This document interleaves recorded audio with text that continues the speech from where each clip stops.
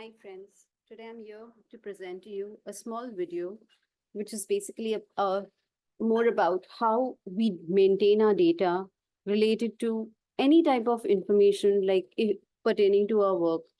As CRM, our main focus is dispatches and payments on time. So keeping in mind what is our work, how do we maintain a track record of our work so that not only us when we need it, even if we have to share it with our TLs or our management or anybody in the organization who would be interested in knowing what is is relevant, to his work about how we are going about doing our work related to payments, dispatches, our follow-ups, our type of information, everything that is put up in one sheet so that at any point of time, if you need to have this information given to anybody, it becomes very easy and it becomes very fast and quick. So here I'm sharing my screen with you. We have a sheet called as all payments and dispatch pending sheet. What we mean by this sheet is it's giving you an update about payments and dispatches which are still pending from our customers. So to maintain this sheet, what all relevant data do you extract from? What do you have in this sheet? Okay, so first in this part, I'm breaking it into two parts. So the first part, I'm going to talk about what all is the content of the sheet. And in the second part, I'll discuss about how to get the data to have the sheet maintained. It means from where to extract the information. Okay, so first thing about the sheet. Now, this sheet is pertaining to customers. So very important is to have the customer's information. And for us to recognize the customer's details is best with our contract number. So what I have here in this sheet is the serial number, the customer's contract number, the company's name, what is the product, what is this type of payment. Payment can be of many types depending on the payment terms that we have in the purchase order. And following that is the amount.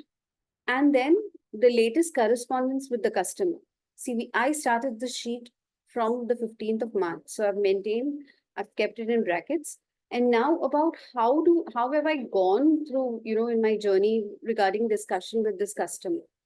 On and off, whatever be the information that is there is put up in this sheet.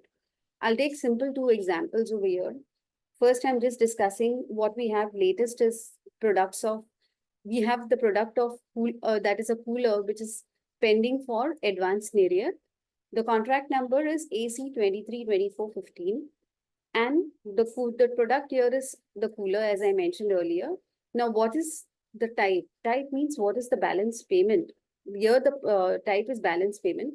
It could be an advance payment. It could be something like a PBG payment, an ABG payment, a LD payment. It can be even something that is a short payment that is received from the customer. So any type of payment, maybe it what, but please make sure that you've mentioned what is the type of payment so it's easy for somebody to recognize. And obviously the amount that is due. Now, the process that we follow as to how you maintain this. Now, you keep on mentioning every time a communication is there with the customer, you will keep updating it over here. Like if you check up, if I'm checking up here, the first is on the 15th of March, when I maintained the sheet. Before that, there was also a communication with this customer. But since I'm maintaining the sheet from this date, I've started over here from this one.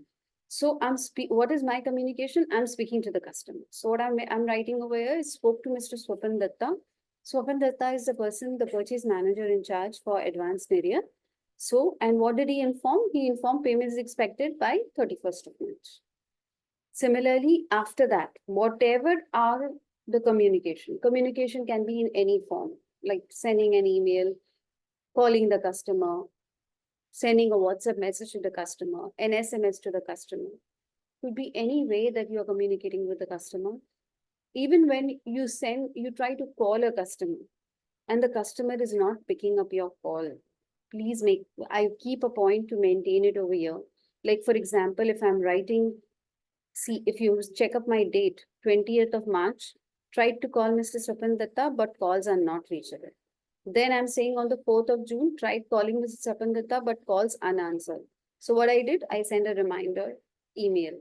So this is the in and out of what is the communication with the customer, and what each time that the communication is, what is the answer from the customer, what additional activity did you do pertaining to this particular cooler that is still pending to be dispatched, this cooler's payment still pending to be received. Like we took a call later that by the 10th of June, we decided to have 1.5% material holding charges, which we'll charge to the customer. This was a decision that was, which was jointly made by our team. So I happen to enter even that. What I do for that, I raise an email to Kiran sir to raise the first debit note for the month of July. So what is the communication even with accounts? Even that has been maintained. Kiran sir informed Viren Bhai to raise the debit note. So this is on and off what is being done to this contract. A complete summary, a complete compulsion of what is the communication with the customer, what is the internal steps that we had taken to try to get this payment from the customer and try to push up the dispatch. So on and off, whatever are the requirements, the sheet takes the complete toll all at one go. This is the communication. In case there is anything that you need to have, in any remark that any team needs to know, you can just have a column extra. In case you feel that you're talking to multiple people in this particular for this particular contract, this particular order, you can also have concerned person's name and designation. This helps also in case you would like to keep a track of, and also if you want to have contact details of that customer, may it be the mobile number, may it be the email ID, so that in case somebody else need to send anything like your TL or the marketing team needs to again communicate with the customer, it becomes very easy if you can put it all in this sheet at one go. So this was all about what is the content of this sheet. I will go ahead with a second video where I'll share with you guys how to get the data that I enter in this sheet, as to where I extract this information from. Okay, so I'll check up with that information with you. I'll share, in fact, that information with you in the next video. Thank you for having me today. Have a nice day.